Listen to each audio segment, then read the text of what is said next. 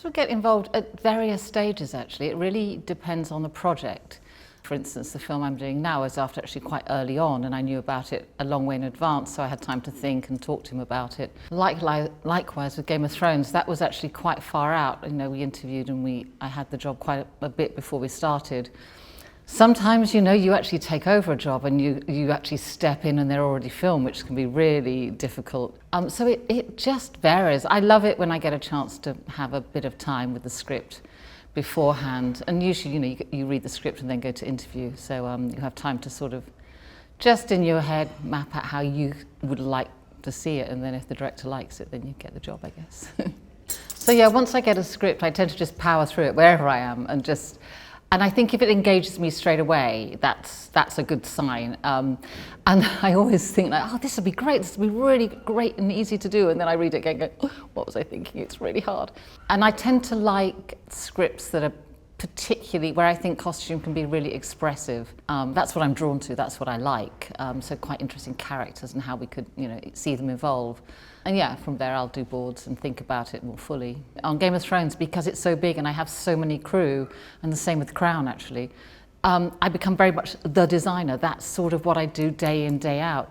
But I'm on a smaller show now, which I'm loving because I'm actually much more involved in making, buying, sewing, you know, everything.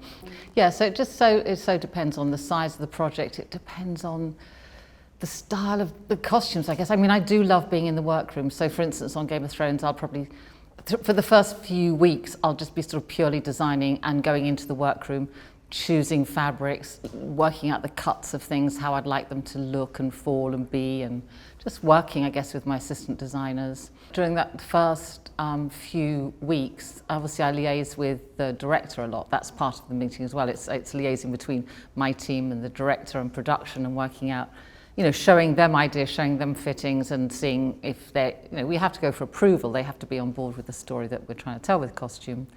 And then if things change as you're maneuvering, which they inevitably do, I think you have a sort of innate sense that you should always have a little bit extra, another extra costume. There's something, you know, because I use a workroom and a dyer almost on every job, even on the small job I'm doing now, and because I illustrate all my work, it's very easy to sort of switch directions quite quickly, and I guess, you know, with a few late nights you can usually turn something around quite quickly. Well, I think the job of costume designer sort of evolves as you sort of move forward in the business. You know, I think when I first started I made every single costume on the film I did because I didn't know how to ask anyone else. And I just think through experience you learn, I guess, to use your team and to work with your team. I mean, you know, if I do a drawing of a great costume, if no one's there to make it or no one to interpret it, it just stays a drawing on a page.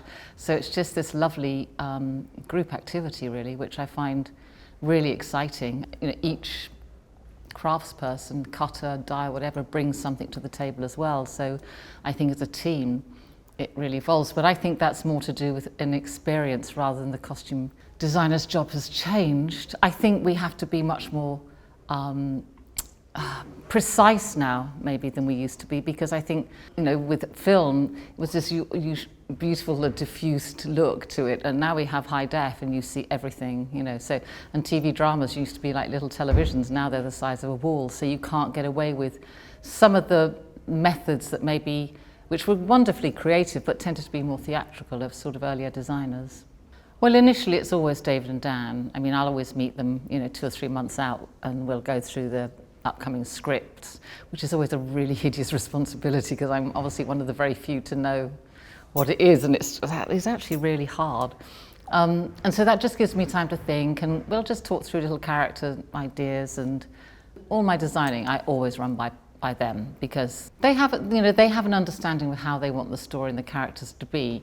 And whilst they give me a pretty free rein, every now and again they'll go, well, no, what we're trying to say is this. You go, oh God, I thought it was trying to say this, and it will. So we have to have those discussions so there's no horrors on set, because unusually I work with them as the writers. I don't work with the directors so much, which obviously is not the usual way. So the directors come in later, and then I'll talk through what's happening, and then they'll say, well, it'd be great if she could have this in this scene. And you go, well, yes, she could, but actually the style is pretty set, and so the directors can't really change it too much, because otherwise it would have no rhythm through the whole piece, because obviously directors change from episode to episode.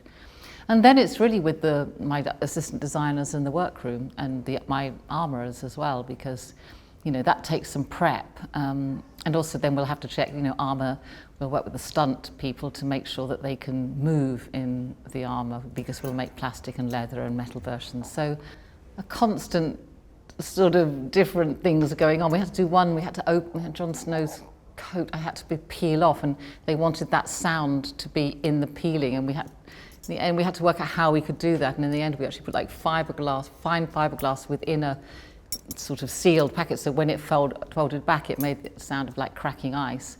So there are all these sort of different little things which we have to think about and how we could do them, and it's fascinating. I mean, I think it's incredibly important, because they're not costumes, they're clothes that the actors wear in their roles, and they have to express what that character is going through at any given time, and sometimes that character can't verbally express it, but it can visually express it.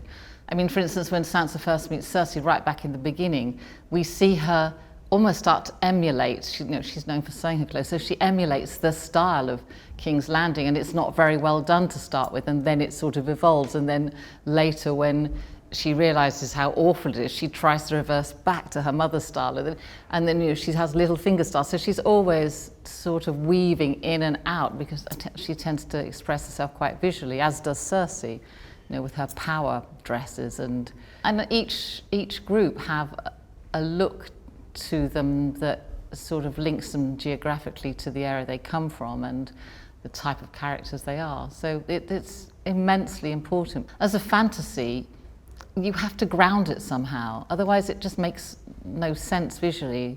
So I think that's something we work really hard on, that the characters wear costumes or clothes that look like they live in the places that they live in, and therefore I would work very closely, again, I should have said it earlier, with the production designer, because I often look at the dwellings that they're supposed to live in and the climate, and that will inform me as to the colours and the way these people live and what they have available to them, what their financial and, I guess, how remote are they? Are they on a trading link? And it's funny now, because we're getting towards the end of the series, it sort of is just set, but at the beginning I spent so long, thinking about this and working out how it would all make sense, because if I hadn't at the beginning, I think we'd have got completely lost by 5. We wouldn't have known where we were. And actually I have to say, it was Frank Dolger, one of the producers, who advised me on that, and it was the best advice anyone ever gave me. It's like, don't use all your ideas in one place, and have a little idea of where everything is. Even if you're not going to get there for 5 years, know when you get there that something might be like this. And that was really good advice. Well, it's funny because it's to do with what's happening to them. So some characters, they're having an incredibly exciting time, but the last thing in their mind, for instance, Arya, is to change a costume. That she's just trying to survive. So everything is just because she hasn't got time to change, and she's just wears what she wears. And I quite like that stalling of costume.